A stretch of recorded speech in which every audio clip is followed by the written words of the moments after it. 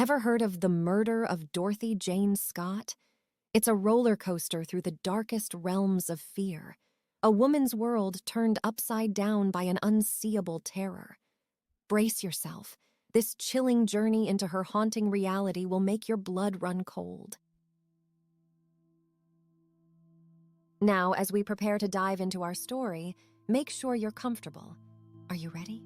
It's story time. In the sleepy, nondescript town of Stanton, California, Dorothy Scott lived out her days much like a pendulum, swaying between the responsibilities of motherhood and the demands of her job. It was a rhythm she was well acquainted with, a rhythm she had come to appreciate, even enjoy. Every morning, Dorothy woke up to the smell of her coffee maker, faithfully brewing her a cup as the world outside her window turned a hesitant shade of orange. The low hum of the machine, the murmur of the morning news on her little kitchen radio, the soft hush of her 4-year-old son, Sean, dreaming in the adjacent room, were all the symphony she needed to start her day. Her job at Swinger's Psych Shop and Custom John's Head Shop was hardly glamorous. The phone calls, the invoices, the paperwork, the occasional unruly customer, they all made up the mosaic of her work life. She was a cog in the machine, but she was a crucial cog, the kind that keeps the wheels turning, the business running. The afternoons were her little slice of heaven. She'd pick up Sean from kindergarten, his face lighting up as he spotted her waiting by the school gates. They'd walk home hand in hand, talking about his day, about the new words he'd learned, the friends he'd made, the games he'd played. She lived for these afternoons, for the laughter and warmth that her son brought into her life. The nights, quiet and solitary, were reserved for rest. With Sean tucked into bed, she'd unwind with a paperback, losing herself in the fictional dramas that provided an antidote to the mundanity of her existence. Her life was a carousel of little moments, spinning in the same predictable orbit. There was comfort in the familiarity, in the unchanging rhythm of her days. But the comfort of predictability, of normalcy, can sometimes be the calm before the storm, the stillness before all hell breaks loose. A few weeks into the swing of her well-rehearsed routine, Dorothy began to feel a ripple in the calm waters of her life. A sense of unease seeped into her every day like a bitter chill on a winter's day, an undercurrent of dread that she couldn't quite shake off. It was the sense of being watched, of being scrutinized under an unseen gaze that made her skin crawl. She'd find herself stopping in the middle of her work, looking over her shoulder, her heart pounding a chaotic rhythm in her chest. But there would be nothing, no one. Just the rhythmic ticking of the clock on the wall and the rustle of the wind outside the shop. In the comfort of her home, she'd catch herself glancing towards the window more often than she'd like, the curtains parting to reveal the black void of the night. Sometimes she'd think she saw a shadow flicker, a figure just out of focus. It was fleeting, too fleeting to be real, but the image lingered in her mind like a ghost.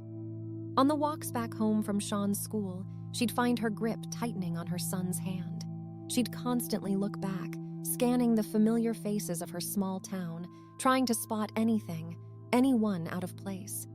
Her gaze would often rest on an empty park bench or an idling car, her mind painting chilling scenarios that she'd quickly shush away. In the dead of the night, lying in her bed, she'd lay awake, straining her ears for any unfamiliar sound, her own breath sounding deafeningly loud. But there'd only be the familiar chorus of the crickets outside and the distant hum of a car engine. Her rational mind attributed these feelings to stress, to the eerie tales she read before bed, to an overactive imagination. But deep down, a primal part of her couldn't shake off the dread that gnawed at her.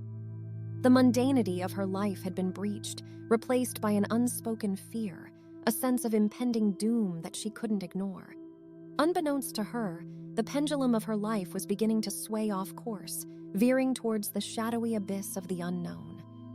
One Thursday, as the dusk painted Stanton with its soft brushes of lavender and tangerine, the harmony of Dorothy's routine shattered. The landline phone, a relic of old times, rang in her modest home, its shrill tone echoing ominously. With Sean busy with his coloring book at the kitchen table, Dorothy walked over and picked up the receiver, her usual greeting ready on her lips. But what met her ears wasn't the voice of a friend or the typical telemarketer spiel, but a voice soaked in mystery, rough around the edges and chillingly familiar. The anonymous caller spoke of her day, of the color of her blouse, of the side braid that had tamed her hair. He told her he was watching her, had been for a while. The confession oozed out of the speaker, invading the sanctity of her home, turning it into a crime scene. Dorothy stood there, her hand tightening around the receiver, her heart a wild beast thumping against her ribcage. It felt as though a sheet of ice had washed over her, paralyzing her as fear settled deep within her bones. The call ended with the click of the receiver at the other end, leaving Dorothy standing in her living room, the phone in her trembling hand, and terror coiling in her stomach. It was the beginning of a nightmare, a sinister symphony set to play in the quiet concert hall of her life. The invasion had begun. Her world, once filled with the banalities of her life, now held a monstrous entity that watched her from the shadows, its intentions wrapped in dreadful ambiguity. As the night fell, the comforting symphony of her life was being drowned by a discordant melody of fear. After the first intrusive call, the phone became an object of dread in Dorothy's home. The rings no longer held the possibility of friendly chats or casual check-ins. Instead, they became the opening notes to a terror symphony, an overture to the voice that skulked on the other end of the line. The calls kept coming, each one a chilling testament of the stalker's obsession with Dorothy. He talked about her, about the clothes she wore, the places she visited, the way she tucked Sean in at night. His voice became the constant in her ever-twisting reality, a ghastly lullaby laced with fear and dread. The terror wasn't just in the words he spoke, but in the silences that stretched between them. In those moments, Dorothy could almost hear the darkness in him, the twisted obsession that clung to his every word, the sickening adoration that dripped from his voice. Dorothy's once safe haven, her sanctuary from the world outside, now felt like a glass house. The privacy she once cherished was replaced with the persistent sensation of eyes boring into her. Her life was no longer her own, but a stage for the stalker's grotesque fascination. The calls came at all hours. Some nights when Sean was asleep, and the only sound was the quiet ticking of the hallway clock, the phone would ring, ripping through the silence like a knife. And Dorothy knew it was him again. Always him. Each call was a grim reminder of the entity that had marked her. A phantom who, shrouded by the anonymity of the telephone line, let his obsession grow into a grotesque creature that fed on her terror. It was a menace that wrapped around her life like a constrictor, tightening with each ring of the phone. And then, one night, the voice on the other end delivered a chilling prediction, a prophecy draped in impending dread. "I'm going to kill you," he declared, his voice an icy whisper seeping from the phone. A promise or a threat, it didn't matter. Either way, it echoed in the pit of Dorothy's stomach, a cold hand squeezing her heart. The quiet melody of her life had crescendoed into a frantic, chilling fugue, one that played a single horrific note: danger. In the stillness of the night, under the pall of darkness that draped over Stanton, he watched. He was but a shadow, a phantom that danced on the edge of the moonlight, his eyes fixated on a particular house on a quiet street. A house that held his obsession, his love, Dorothy Scott.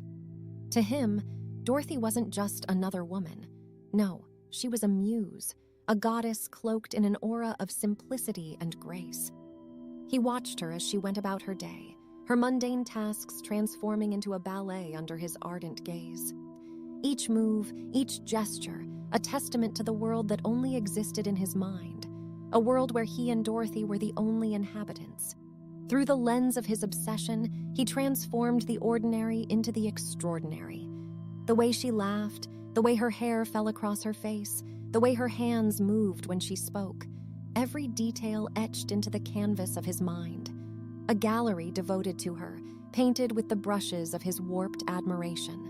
He, the unnamed entity, existed on the outskirts of her life, an unwelcome guest clinging to the shadows. His identity was an enigma, his features a blend of darkness and mystery. But what mattered to him was not his own reflection, but hers.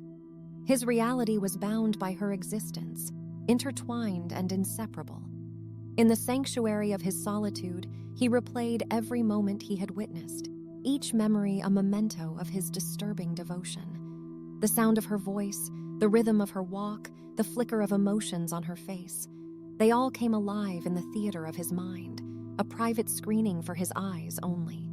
His fixation was a strange concoction of love and obsession, a twisted serenade composed on the strings of his desire.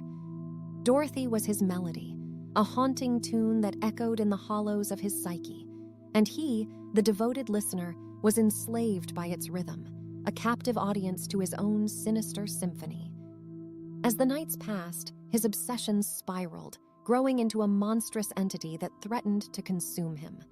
A grotesque love story written in the ink of insanity, with Dorothy as the reluctant heroine and he, the shadowy admirer, hovering on the brink of malevolence. The intricacies of his obsession began to reflect in his actions. Symbols of his macabre affection for Dorothy found their way to her doorstep, a chilling testament of his twisted reality. He was not a man of words, but of deeds, each one painted with the dark hues of his love. One such morning, as the dawn whispered its arrival, a solitary dead rose found itself perched on her doorstep. Its life had ebbed away, its petals a wilting shell of their former glory, its stems stripped of its vitality. Yet, in its lifeless form, it bore the weight of his sinister affection, a ghastly love letter penned in the language of decay. The rose wasn't an isolated instance. There were more. Some were objects, a torn page from a forgotten book, a delicate scarf that mirrored the one she often wore, a single glove reminiscent of the pair she had lost a month ago. Others were more terrifying, whispers of a love that danced on the brink of insanity.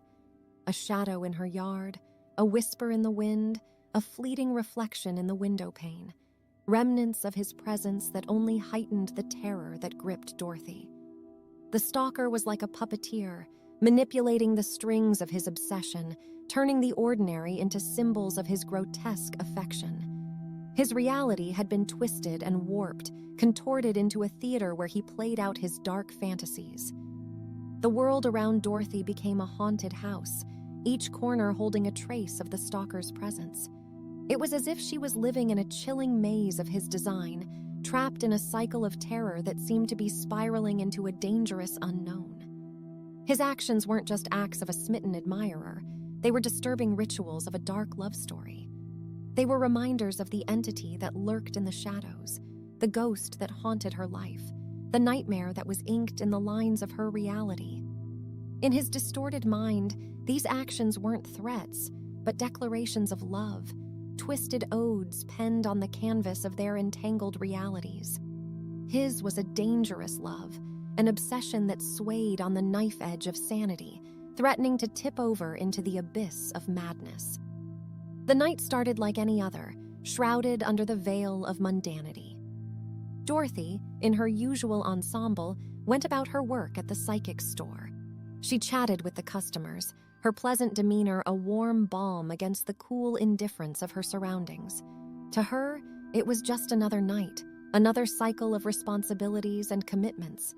Little did she know, it was the beginning of the end. Her colleague, Conrad, was unwell. An apparent spider bite had left him feverish and disoriented. Dorothy, being the nurturing soul she was, decided to take him to the hospital. It was a simple act, born out of concern, a reflection of her inherent kindness. Yet, unbeknownst to her, it was a decision that would catalyze the sequence of events leading to her impending doom. As Dorothy nursed her sick colleague, a pair of watchful eyes were preparing to execute their monstrous plan. The stalker, hidden in the shadows of anonymity, watched Dorothy, his dark gaze trailing her every move. His twisted reality was on the brink of spilling over into the real world, a torrent of obsession ready to sweep Dorothy away. Every detail of that night was etched into his mind. The pale light that danced on Dorothy's face, the way her lips moved as she spoke comforting words to Conrad, her silhouette moving gracefully through the store. They were all pieces of a puzzle he had meticulously assembled in his mind, a chilling prelude to the terror he was about to unleash. In the quiet stillness of his hideaway, he readied himself. His preparations bore the mark of his obsession, an unsettling attention to detail that mirrored his dark fascination with Dorothy. This was his moment, the crescendo of his haunting symphony, the climax of his twisted love story.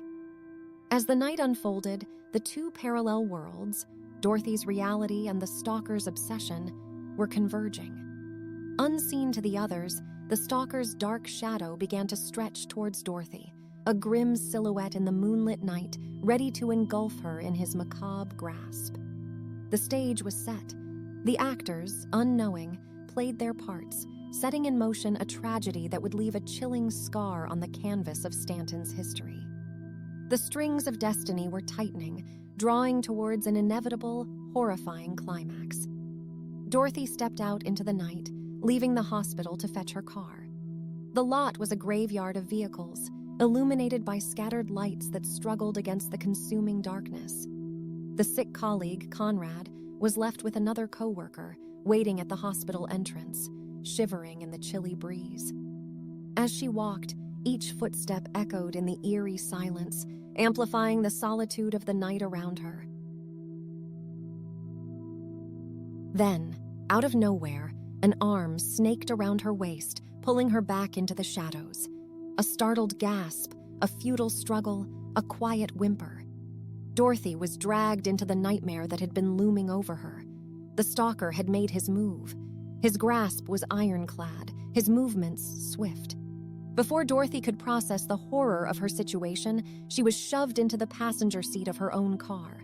Her screams were silenced by the growl of the engine, her resistance drowned by the fear coursing through her veins. With the stalker in the driver's seat, the car roared to life, speeding away into the labyrinth of the night. The parking lot, the hospital, her friends, all were left behind in a blur, receding into the distance as the car veered onto the deserted road. Back at the hospital, Conrad and their other colleague felt an inexplicable chill creep down their spines. They waited, unaware of the unspeakable horror that had just unfolded. The minutes ticked by, stretching into an agonizing wait. The cheerful banter died down, replaced by a haunting silence. The sinking feeling of dread slowly seeped in, the shadow of an unspoken fear looming large. Dorothy's car was gone, lost in the void of the night. But it wasn't the absence of the vehicle that horrified them. It was the absence of Dorothy herself, her laughter, her presence. The world had suddenly tilted on its axis, the everyday normalcy replaced by a chilling nightmare. As the hospital lights flickered in the distance and the cold night swallowed up the sounds, they knew something had gone terribly wrong. The car roared through the dark roads, the stalker behind the wheel with a grim determination in his eyes. They sped past rows of abandoned houses, deserted fields, and under the cover of dense woods. He drove with an uncanny familiarity, navigating through the labyrinth of Stanton's less frequented paths. The night was their cloak, the isolation their shield. Finally, after what seemed like an eternity, they arrived at a secluded location, far removed from the urban sprawl. It was a ramshackle cabin nestled in the belly of the woods, hidden from the prying eyes of the world. The woods stood tall around them, a silent audience to the unfolding horror, their shadows dancing on the cabin's derelict walls. Dorothy was roughly guided out of the car, her feeble protests muffled under the imposing silence of their surroundings. The cabin door creaked open, revealing a single room bathed in a weak, flickering light. The place was sparsely furnished, with a worn-out bed, an old wooden table, and a few shabby chairs. The walls were adorned with countless pictures of Dorothy, a grotesque shrine of his obsession. The cabin reeked of stale air and forgotten dreams, an eerie testament to the solitary existence of its inhabitant. This was the stalker's sanctuary, his world molded by the darkness of his obsession. He had brought Dorothy into this sinister fortress, tearing her away from her reality and thrusting her into his warped dimension. The cabin was more than a physical space. It was a manifestation of his obsession, his loneliness, his twisted reality. It was the heart of his labyrinth, and Dorothy was trapped in it. As the cabin door slammed shut behind her, a chilling sense of despair washed over Dorothy. Her world had narrowed down to the bleak walls of the cabin and the relentless gaze of her captor. Outside, the woods whispered in hushed tones, and the moon peeked through the network of branches, casting an eerie glow on the forsaken cabin. Her prison was not just the cabin, but the twisted psyche of her captor. Dorothy was caught in the web of his obsession, a tragic puppet ensnared in his dark love story. And as she looked around at the cabin, the pictures, the solitude, the inescapable dread, she realized the horrifying extent of his delusion. The stalker stood before Dorothy, a silhouette in the dimly lit cabin. His voice was a low hum in the deafening silence of the room, words tumbling out in a desperate attempt to bridge the chasm between them. "I've been watching you, Dorothy. I know everything about you," he whispered, his voice carrying a chilling mix of affection and menace. "Your smile, your kindness, your devotion to your son. You're perfect. We're perfect for each other." He moved closer, the warmth of his breath mingling with the chill of her fear. He reached out, gently brushing a stray lock of hair from her face, his touch oddly tender. "We're meant to be together, Dorothy. Don't you see? This is destiny. It's always been you and me." His words were laced with a deadly serenity, a chilling conviction that resonated in the hollow cabin. His fingers traced the contours of her face, his gaze lingering on her, devouring her fear, her confusion, her disbelief. "I love you, Dorothy," he whispered again, the statement hanging heavy in the room. "I've always loved you. You may not realize it yet, but you love me too. We are connected, you and I, two halves of a whole." His voice was the only sound that punctuated the dead silence of the cabin. The pictures on the wall seemed to echo his sentiments, Dorothy's smiling face a haunting reminder of the life she once had. His confessions, his delusions, his disturbing reality, they all hung heavy in the room, wrapping around Dorothy like a suffocating blanket. The horror of her situation was not just in her abduction, but in the dark depths of his obsession. This man, this entity that had been a phantom in her life, believed in their twisted love story with a conviction that was more terrifying than any physical threat. And as he stared at her with a look that was as unsettling as it was sincere, she understood the gravity of her situation. She was not just a captive, but a prisoner in a love story crafted by a man whose reality was built on the foundations of his obsession. Fear welled up inside Dorothy, a torrent of terror that filled every inch of her being. She was trapped, ensnared within the madness of a man she barely knew. And yet, even amidst the rising panic, a spark of defiance ignited within her. She tried to pull away, her voice trembling as she responded, "I don't know you. You don't know me. This isn't love. You need help." Her voice echoed through the cabin, her words bouncing off the decrepit walls and returning to her like a hollow echo.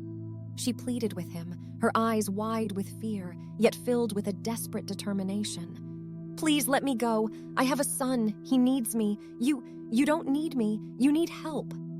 Her pleas seemed to fall on deaf ears as the man stared at her, his eyes still filled with the same disturbing affection. His hand found hers, squeezing it with an intensity that made her wince. "We need each other, Dorothy. You just don't understand yet." But Dorothy refused to yield.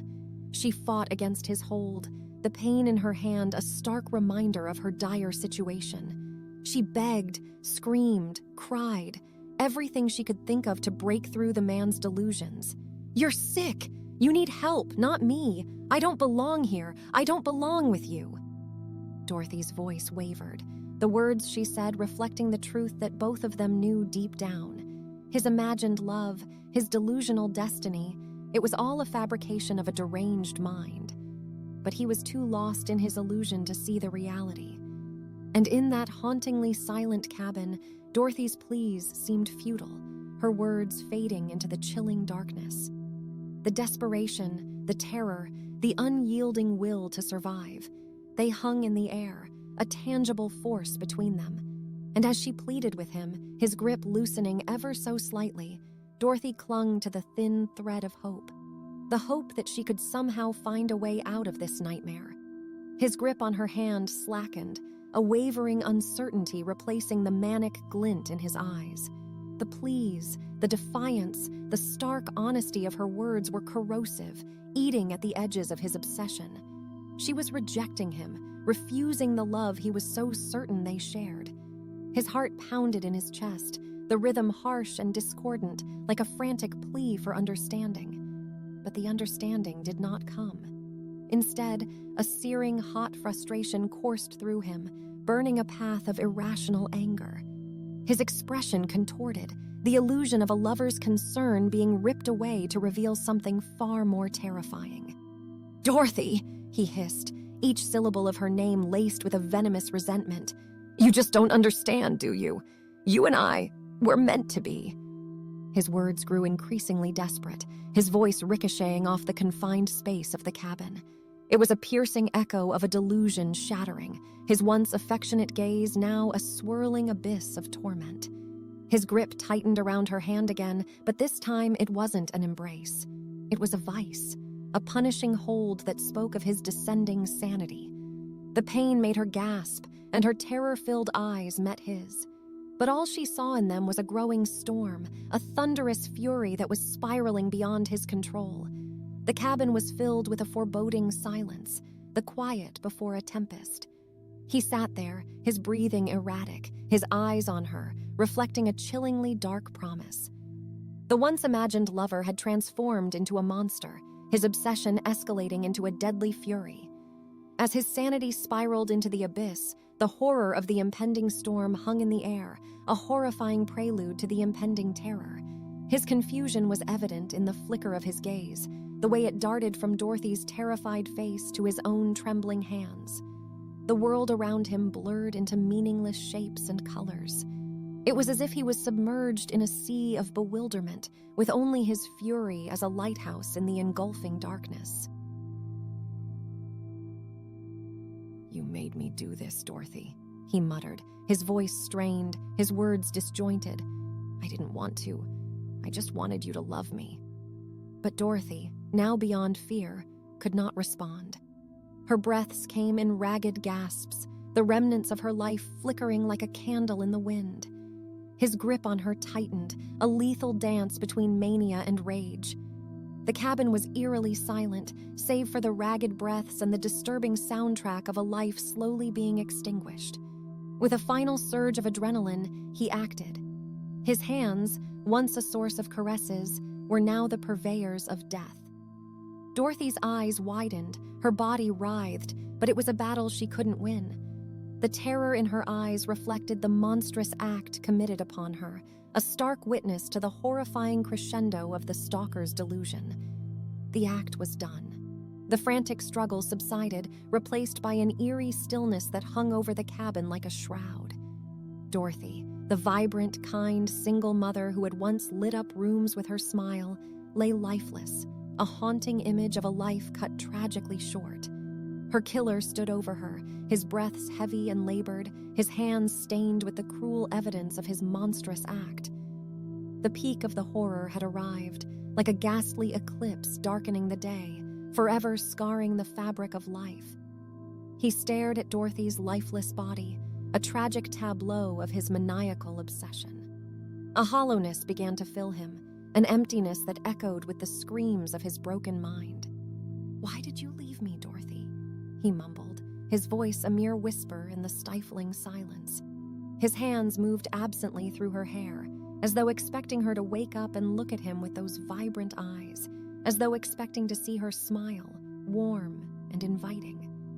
But there was no warmth left, only the chilling truth of his actions. He recoiled at the sight of her, his own hands, the instruments of her demise. His world, once consumed by his twisted love for her, was now filled with the cruel reality of his actions. Images of Dorothy alive, smiling, the sunlight dancing in her hair, were now replaced by the horrifying visage of her death. His delusion shattered, leaving behind the sharp fragments of reality. He realized the enormity of his act, the irrevocability of death. He had murdered Dorothy, the object of his obsession. A surge of nausea washed over him. He stumbled backward, tripping over his own feet, and landed with a thud against the cold, unforgiving floor. He clawed at his chest, his breaths coming in harsh, ragged gasps, his heart pounding like a war drum. What have I done? The question escaped his lips, filling the cabin with its haunting echo. The cruel reality seeped into his mind, the realization of his horrifying act making his blood run cold. Dorothy was gone, by his hand, and the consequences of his horrifying actions were all too real, a macabre testament to his terrifying descent into madness. Sweat trickled down his forehead, soaking his shirt as he carried Dorothy's lifeless body to her car. The weight of her limp form was nothing compared to the crushing heaviness in his chest. His mind buzzed with manic desperation, the rational part of him that remained screaming to cover his tracks, to hide the evidence of his hideous crime. A can of gasoline sat in the corner of the shed, gathering dust, unattended. He dragged it out, the metallic scrape on the concrete echoing in the silence. The smell of petrol filled the air, its pungent stench a bitter reminder of the dreadful path he was about to tread. With shaking hands, he doused Dorothy's car, her lifeless form laid gently in the back seat.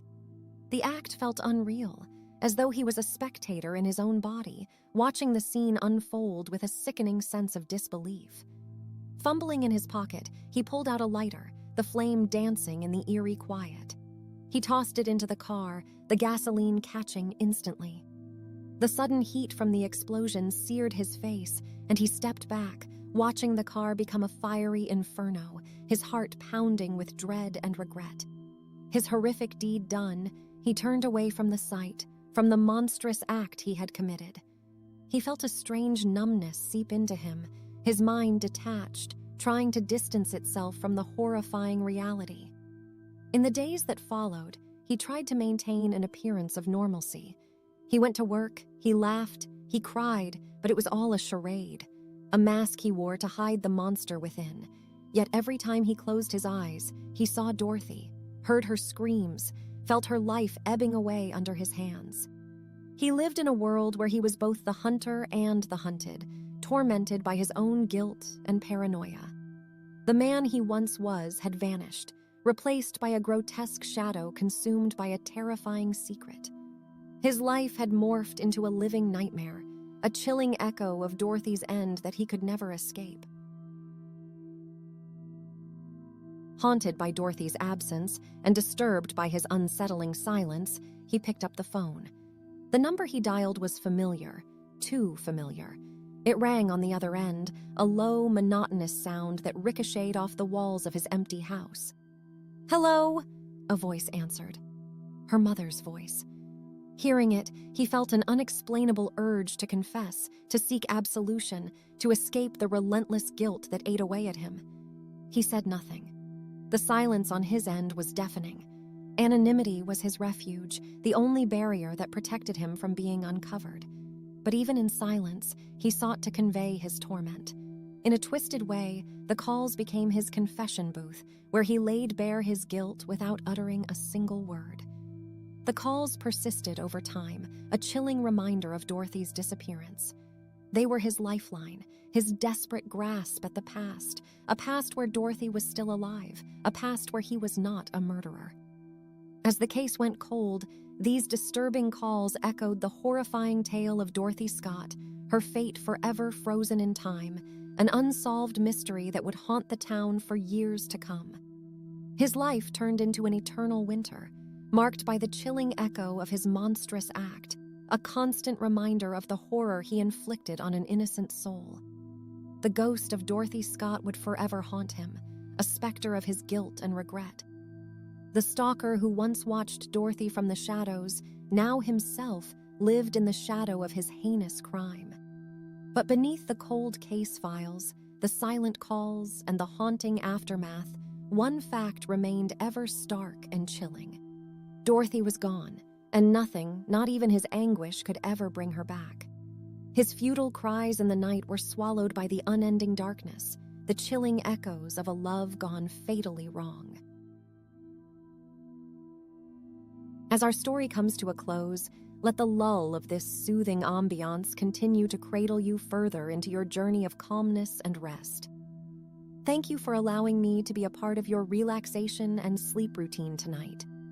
Remember, each day brings a new story, and each night brings a fresh chance to regenerate, to dream, and to become more of who you are. Good night, dear listener. Until our next story, sleep well and dream beautifully.